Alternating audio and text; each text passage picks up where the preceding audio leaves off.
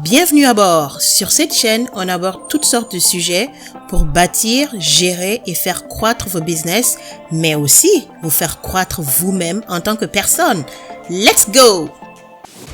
Aujourd'hui, j'ai le plaisir de faire une petite vidéo sur un des sujets de la formation en marketing que je prépare pour certains de mes clients en ce moment.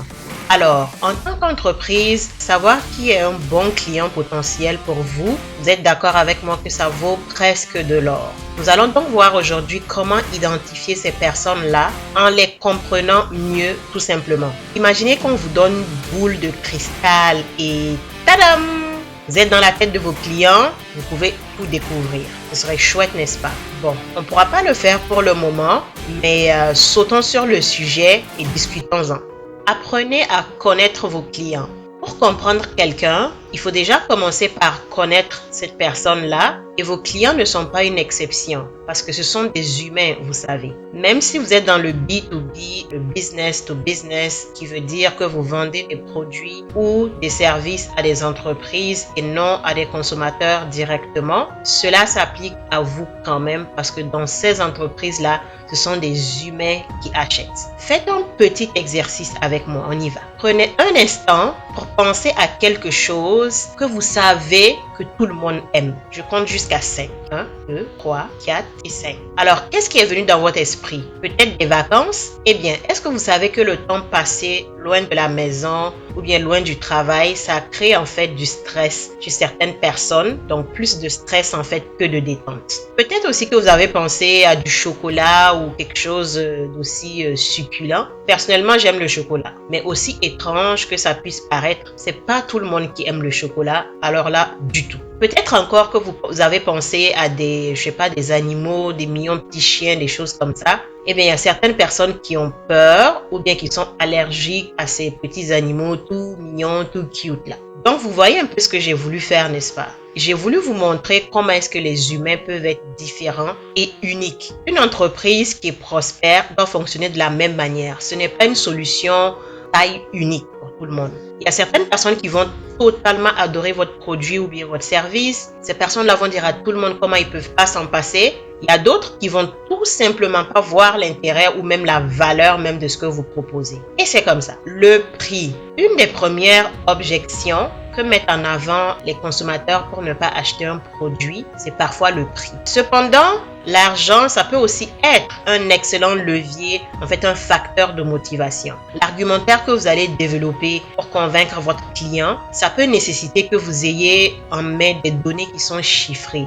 Donc un comparatif par exemple, avec les tarifs de votre concurrence et vous soulignez la différence qu'il y a entre votre offre et celle de la concurrence pour justifier vos tarifs. Ça, c'est juste un exemple. Mais parfois, au-delà du budget, c'est vraiment la notion en fait de faire une bonne affaire ou en B2B, donc quand il s'agit d'une entreprise à une autre, on parle souvent du bon retour sur investissement. Donc souvent, c'est ça qui compte, c'est pas vraiment le prix en tant que tel. Les gens vont faire des soldes systématiquement ou bien demander une ristourne. En fait, les consommateurs, on aime l'idée du bon plan. Donc dans ce cas-là, si vous faites sentir à votre client que c'est un bon plan, alors vous avez touché une corde qui est bien sensible. Et bien sûr, cela dépend si votre produit c'est un produit de luxe ou pas. Parce que ceux qui achètent couramment le luxe, ils ne sont pas friands de bons plans du tout. Bien au contraire, ça peut même vous créer des problèmes si vous adoptez cette stratégie-là. Le service à la clientèle. Alors là, c'est un thème clé phare. C'est un de mes préférés. Pour fournir un bon service à la clientèle, vous devez savoir ce que vous vendez de fond en comble en fait. Donc, vous devez vous assurer que vous et toute personne qui travaille pour vous, vous connaissez les avantages exacts que votre produit ou bien votre service offre aux clients. Sachez que vraiment, ce que je viens de dire, c'est la base qui vous permet d'offrir un service client qui est vraiment spécial. Ça a l'air de rien, mais c'est vraiment la base. Parce que ça devient naturel en fait. Ça vous permet de vous racheter sur d'autres points sur lesquels vous avez peut-être eu de mauvaises notes. Écoutez ceci. Depuis une dizaine d'années à travailler dans le marketing, je trouve plus facilement des clients qui repartent vers une entreprise qui leur a offert un bon service à la clientèle, même si le produit ou bien le service n'était pas top, que l'inverse. Je ne sais pas si vous m'avez compris. Donc, les clients qui repartent vers un bon produit avec un mauvais service à la clientèle sont beaucoup moins nombreux que l'inverse. Donc, il y a plus de clients qui vont repartir vers un produit qui n'était peut-être pas top, mais le service à la clientèle les a vraiment marqués. Parce que le consommateur, au final, il veut vivre une expérience mémorable. Votre produit n'est pas unique sur la planète Terre en général. Donc, il peut le trouver ailleurs. Par contre, l'expérience, souvent, elle va être unique parce que c'est vous qui créez cette expérience-là. Donc, c'est ça qui explique en fait l'engouement, par exemple, que beaucoup de personnes ont pour des marques spécifiques. On est dans des sociétés qui sont vraiment des sociétés de consommation. Et ça, sur tous les continents. En Occident, de façon générale, c'est établi. Mais même dans les pays en voie de développement, ça s'établit à vitesse grand V.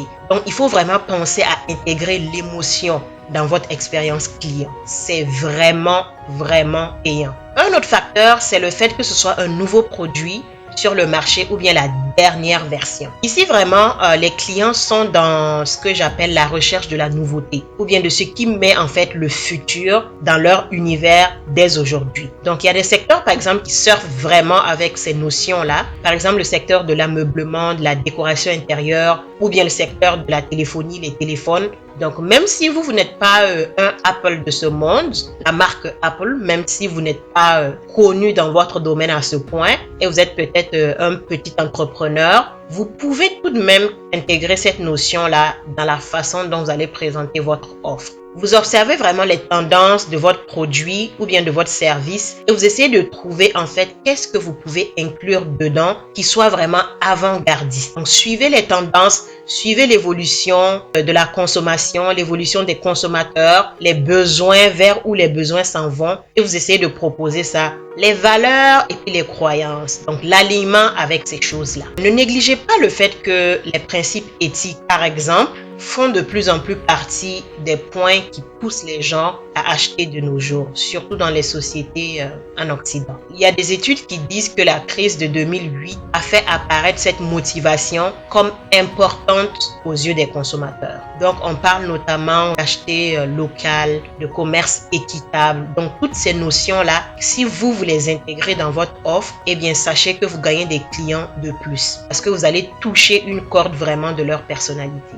Un autre grand facteur, c'est impressionner les autres. Alors, personnellement, je ne suis pas forcément d'accord avec cette attitude, mais la professionnelle vraiment du branding, du marketing que je suis, eh bien, je sais bien utiliser ce point-là quand je conseille des clients. Si votre produit ou bien votre service peut facilement servir à impressionner, vous devez réellement vous servir de cet argument-là et puis le manier en fait à votre avantage. Parce qu'il y a des consommateurs qui ont besoin d'obtenir de la reconnaissance. Donc, à vous, votre rôle, c'est de leur montrer vraiment avec subtilité de quelle manière le produit va améliorer justement ce besoin, va venir répondre à ce besoin de reconnaissance, améliorer leur statut social. Vous pouvez par exemple utiliser des notions de client VIP, d'une offre premium, de privilèges. Donc, toutes ces petites choses-là, ça va servir à flatter inconsciemment l'ego du client. Donc, dans votre vocabulaire, il faut vraiment voir ces termes-là, en plus des termes du genre unique, haut de gamme, exception, important, sélection. Donc, c'est des petits mots comme ça qu'on doit voir apparaître. Parce que l'estime de soi, c'est un besoin fondamental qu'on retrouve au 4e étage de la pyramide de Maslow. Donc, si vous n'êtes pas familier avec la pyramide de Maslow, je vous invite vraiment à aller faire des recherches pour la découvrir. En tant qu'entrepreneur, c'est le genre de choses que vous devez absolument connaître en ce qui concerne le marketing. Je parle notamment de la pyramide de Maslow. Faire partie d'un groupe.